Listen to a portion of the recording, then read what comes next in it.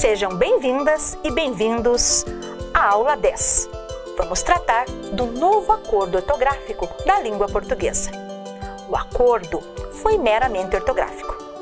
Quer dizer, não afeta a língua falada, não elimina todas as diferenças ortográficas e pode ser um passo em direção à unificação ortográfica dos países que têm o português como língua oficial. No alfabeto formado por 26 letras, foram adicionadas o K, o W e o Y. Não existe mais o trema, apenas em casos de nomes próprios. Os ditongos abertos EI e OI não são mais acentuados. Exemplos: assembleia, ideia, boia, paranoia, apoio, plateia. A exceção, o acento de ditongo aberto eu. Continua. Exemplos: chapéu, véus e céu. Não se acentua mais a letra U quando procedido de G ou Q e antes de E ou I. Exemplo: enxágue, averigue. Não se acentua mais o I ou U tônico em paroxítonas quando procedido de ditongo. Exemplo: baiuca, cheinho, feiura. O hiato O não é mais acentuado. Exemplo: enjoo, voo, perdoo. O hiato EE não é mais acentuado. Exemplo: leem, vêm, revêm, deem. Não existe mais o acento diferencial em palavras homógrafas. Para, terceira pessoa do singular do verbo parar. Para, preposição. Pela, pelo, do verbo pelar. De, pela, pelo, preposição mais artigo. E pelo, substantivo. Polo, substantivo. De polo, combinação antiga e popular de por e lo. E pera, fruta. De pera, preposição arcaica. Exceção: o acento diferencial ainda permanece no verbo poder. Exemplo: pôde, na terceira pessoa do pretérito perfeito do indicativo. Ele não pôde vir ontem. No verbo pôr, para diferenciar da preposição por. Acento agudo, ditongos abertos EI e OI. Não se usa mais acento nos ditongos abertos EI e OI, quando estiverem na penúltima sílaba. Exemplo: heróico, jiboia, assembleia, ideia, paranoico e joia. Observação: só vamos acentuar essas letras quando vierem na última sílaba e o seu som delas estiver aberto. Exemplo: céu, véu, dói, herói, chapéu, beleléu. Rei, dei, comeu. Foi. Som fechado, sem acento. Paroxítonas terminadas em M não levam acento. As oxítonas sim. Exemplos: jovens, provens. Paroxítonas terminadas em ens não levam acento, mas as oxítonas levam. Exemplo: útil, sutil. Paroxítonas terminadas em L têm acento. As oxítonas não possuem acento, pois as consoantes L, o R e o Z deixam a sílaba forte, não sendo necessário acento para reforçar.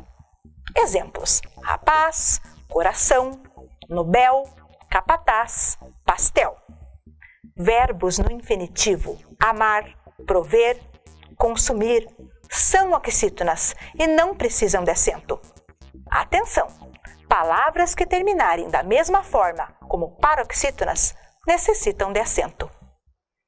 O hífen não é mais utilizado em palavras formadas de prefixos ou falsos prefixos terminados em vogal, mas palavra iniciada por R ou S, as quais devem ser dobradas.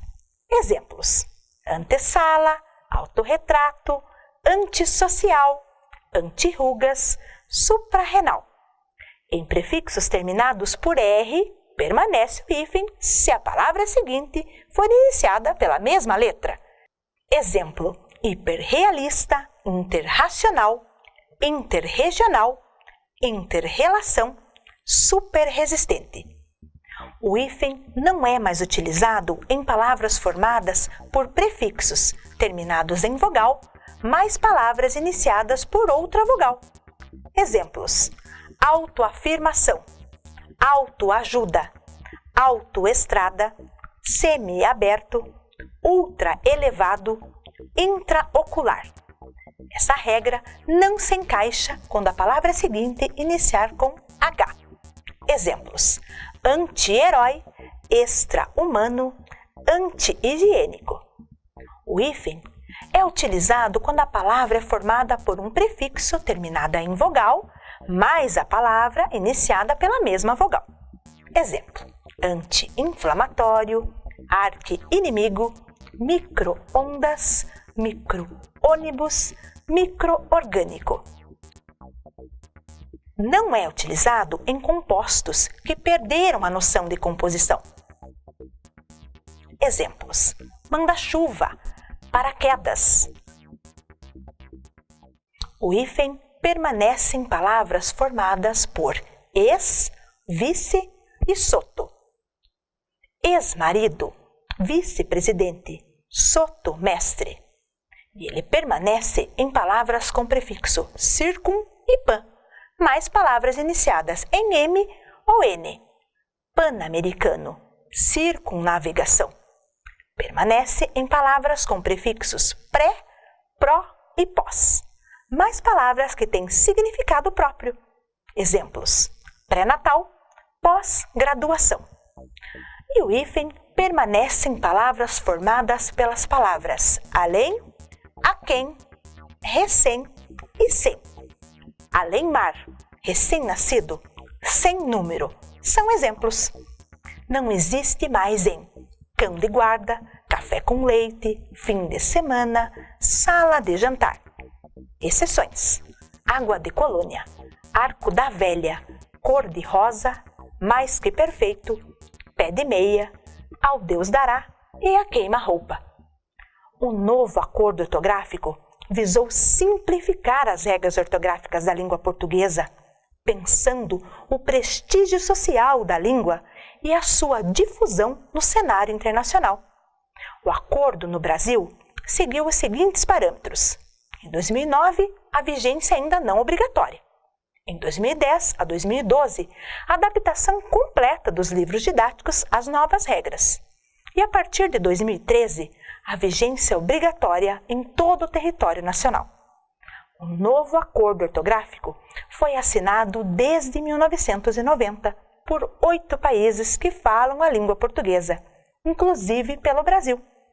No Brasil, a implantação do novo acordo começou em 2008 e o prazo final para adesão foi 31 de dezembro de 2015, conforme o Decreto 7875/2012.